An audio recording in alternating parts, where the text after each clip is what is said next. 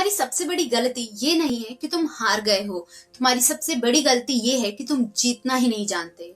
देखो भाई, लाइफ में ना सब कुछ वॉर है। Business war, relationship war, job interview war, even social media पे अपनी खुद की आइडेंटिटी बनाना भी ना एक वॉर ही है। और अगर तुम ये 33 स्ट्रैटेजीज को नहीं जानते हो ना, तो तुम ऑलरेडी हार चुके हो। पार्ट 1 में हमने पहली 16 के बारे में बात की थी और आज हम लास्ट की 17 के बारे में बात करेंगे। ये वो स्ट्रैटेजीज हैं जो तुम्हें सिखाएंगी कि कैसे अटैक करना है, कब रिट्रीट करना है और सबसे इंपॉर्टेंट कैसे फिनिश करना है स्ट्रॉन्ग। तो अगर तुम्हें लगता है ना कि तुम स्मार्ट हो, सो कम लेट्स सी। ये स्ट्रैटेजी ब्रूट फोर्स के बारे में नहीं है, स्मार्ट पोजीशनिंग के बारे में है। तुम्हें ना अपने अपोनेंट पे डायरेक्टली अटैक नहीं करना है। तुम्हें सिचुएशंस को ऐसे गाइड करना है कि तुम्हारा अपोनेंट जो है खुद ही अपने वीक स्पॉट पे आ जाए। क्योंकि दूसरा इंसान जब भी अपनी मिस्टेक्स, ईगो या एंजम्पशन की वजह से किसी ट्रैप में गिरता है ना, तो तुम्हें अनवांटेड एडवांटेज मिल जाता है। इसीलिए लोगों को ना पुश करना बंद करो और उनका डायरेक्शन सेट करो। इसका मतलब सिंपल है, फ्रंट में काम एंड बैक एंड पे मोमेंटम। तुम बातचीत में पोलाइट रहो, काम रहो, कंपोज रहो, लेकिन अपनी ग्रोथ ना एक सेकंड के लिए भी स्लो मत करो। एक एग्जांपल समझो कि अगर कोई स्टार्टअप फाउंडर है, वो एक इन्वेस्टर के पास गया है और वो इन्वेस्टर उसे टरका रहा है कि हाँ ठीक है, देखते हैं, तो बजाय वेटिंग रूम में वेट करने के वो दूसरे इन्वेस्टर से बात करती है, उनसे फंडिंग लेती है, अपना प्रोडक्ट लॉन्च करती है और प्रोग्रेस बनाती है, ना कि एक के पीछे ही बैठी रहती है। तो तुम्हें भी ऐसे ही करना है। हर चीज ना जरूरत से ज्यादा लंबी नहीं खींचनी होती है। चाहे रिलेशनशिप हो, प्रोजेक्ट हो, फाइट हो या कोई फेज हो, सही टाइम पे निकलना ना इंटेलिजेंस होती है। क्योंकि लेट एग्जिट ना कभी कभी बहुत ज्यादा डैमेज कर सकता है। इसीलिए जब भी ग्रोथ रुक जाए, रिस्पेक्ट खत्म हो जाए या तुम्हें आउटकम्स क्लियर होना कि यहाँ कुछ नहीं होने वाला है, तो ग्रेसफुली वॉक कर जाओ वहां से। रियलिटी इंपॉर्टेंट है, लेकिन लोग जिसे बिलीव करते हैं ना, वो परसेप्शन होता है। तो इस स्ट्रैटेजी का मतलब क्लियर है कि फैक्ट्स को मेंटेन करो और उनके अराउंड ही एक ऐसा नैरेटिव बिल्ड करो जो तुम्हारी पोजीशन को स्ट्रांग बनाए। और ये मैनिपुलेशन नहीं है, ये स्टोरी टेलिंग है। तुम फैक्ट्स को ही बैकबोन बना के फ्रेमिंग, प्रेजेंटेशन को अपने अपने फेवर में परसेप्शन को शेप करते हो। फॉर एग्जाम्पल, जब स्टीव जॉब ने आईफोन लॉन्च किया था ना, तो सिर्फ एक फोन नहीं था, वो एक ऐसा मैजिक था that will change the world. तो इसमें फैक्ट तो था ही, लेकिन स्टोरी उससे भी बड़ी थी। और रियलिटी क्या हुई कि दुनिया सच में बदली।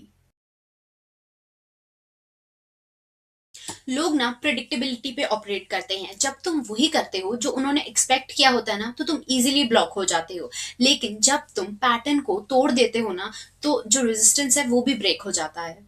अब देखो, जैसे नेटफ्लिक्स भी पहले एक डीवीडी कंपनी थी। सबको लगा था कि ये ना ब्लॉकबस्टर के अगेंस्ट फिजिकल स्टोर खोलेगी, लेकिन नेटफ्लिक्स ने क्या किया, उन्होंने स्ट्रीमिंग शुरू कर दी। और उसका रिजल्ट कि ब्लॉकबस्टर जो था वो बैंकक्रप्ट हो गया और नेटफ्लिक्स आज एक $1 बिलियन कंपनी है। जिस जगह सारी attention, information and movement flow होती है ना, उसे ही सेंटर कहते हैं। और जो सेंटर में होता है ना, वही डायरेक्शन सेट करता है। सो लाइफ हो या लीडरशिप, अपनी पोजीशनिंग ऐसे रखो ना कि लोग नेचुरली तुम्हारी तरफ देखें, तुमसे गाइडेंस ले, तुम्हारे सिग्नल्स को फॉलो करे। तभी ना तुम हर सिचुएशन को जो है वो स्टर कर पाओगे। तुमने मीटिंग्स में भी कई बार ऑब्जर्व किया होगा कि यार, जो सबसे ज्यादा बोलता है ना, वो लीडर नहीं होता है। जो सेंटर में बैठा होता है और स्ट्रैटेजिक मूवमेंट पे बोलता है, वो लीडर होता है। इसीलिए ज्यादा मत बोलो, सही टाइम पे सही जगह पे बोलो। सोलो हीरो बनना ना कूल लगता है, लेकिन रियल स्ट्रेंथ ना टीम में ही होती है यार। तुम्हारा सर्कल ना तुम्हारी रियल स्ट्रेंथ होती है। वो लोग जो तुम्हें पुश करते हैं, जो तुम्हें सपोर्ट करते हैं, जो तुम्हारे गोल्स के साथ अलाइन होते हैं। अब एग्जाम्पल के लिए, एक एंटरप्रेन्योर है, चाहे वो कितना ही टैलेंटेड हो, लेकिन अगर वो अकेला है, उसे अपनी कंपनी का सारा काम खुद ही करना पड़ रहा है, तो वो बर्न आउट ही होगा, उससे कुछ आगे हो नहीं पाएगा। इसीलिए एक टीम बनाना जरूरी होता है।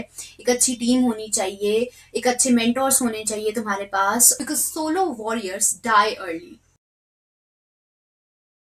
हर सिचुएशन में अटैक करना ना यार मेच्योरिटी नहीं होती है। इसीलिए कई बार ये चीज बेस्ट होती है कि अपनी पोजीशन को काम स्ट्रॉन्ग डिफेंस से होल्ड करना। मतलब अननेसेसरी आर्ग्यूमेंट्स में या स्मॉल प्रोवोकेशंस को इग्नोर करना ही बेस्ट होता है। और अपनी एनर्जी को उस चीज के लिए सेव करो जो ट्रूली मैटर करती हैं।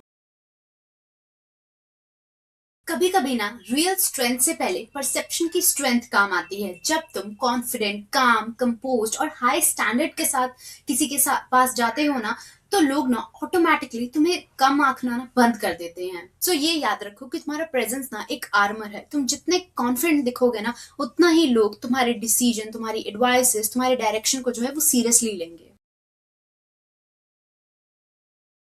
हर ग्रुप, कन्फ्लिक्ट या प्रॉब्लम के पीछे ना एक लीडर होता है, वो जो इन्फ्लुएंस करता है, जो केओस स्प्रेड करता है और जो टॉक्सिक डायरेक्शन सेट करता है।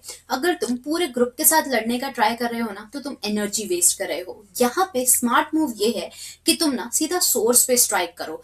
मतलब उन लोगों को न्यूट्रलाइज करो जो नेगेटिविटी को लीड कर रहे हैं, फिर चाहे वो कोई फ्रेंड हो, टॉक ऑफिस का पावर प्ले हो, या फिर ऐसे टॉक्सिक लोग हों जो लोगों की ना थिंकिंग खराब कर रहे हैं।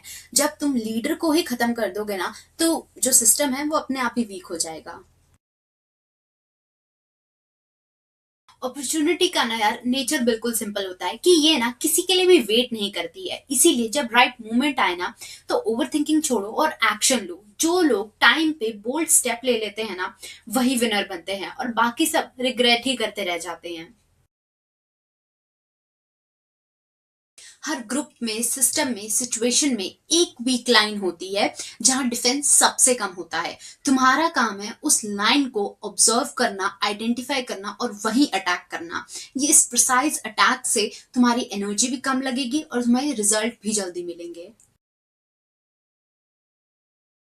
जिन लोगों के पास खोने को कुछ नहीं होता है ना, वो रूल्स को कभी फॉलो नहीं करते। उनका जो बिहेवियर होता है वो अनप्रिडिक्टेबल होता है, इम्पल्सिव होता है और डेंजरस होता है। जितना तुम उन्हें रीजन या कंट्रोल करने की कोशिश करते हो ना, उतना ही तुम अपने आप को रिस्क में डालते हो। तो यहाँ पे बेस्ट मूव यही है कि तुम उन लोगों से ना एक सेफ डिस्टेंस बना लो। एक ऐसे लोगों से ना सेफ और स्ट्रेटेजिक स्पेस जो है वो मेंटेन करो, और ये ध्यान रखो कि उनकी अनप्रिडिक्टेबिलिटी की वजह से तुम्हारी स्टेबिलिटी शेक ना हो। कभी कभी एनिमी को हराने का बेस्ट तरीका ना डायरेक्ट फाइट नहीं होती है। तुम्हें ना उनके सिस्टम को थोड़ा डिस्टेबलाइज करना होता है। जब उनके प्लानिंग स्कैटर्ड हो जाती है, उनकी जो रिदम है वो टूट जाती है, वो अपने ही मिस्टेक्स की वजह से ना कोलैप हो जाते हैं। तुम्हें बस इतना करना है कि तुम्हें ना एक छोटा सा झटका देना है और उसके बाद एक स्टेप बैक ले लेना है। एक एग्जाम्पल से समझो कि दो पॉलिटिकल पार्टी है, ए एंड बी।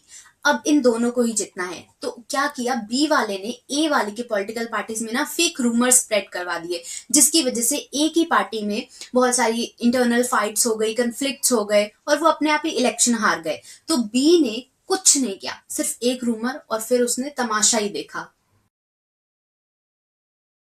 सोलो चलना ना कभी कभी स्ट्रांग लगता है, लेकिन रियल पावर जो है ना वो अलायंस से ही बनती है।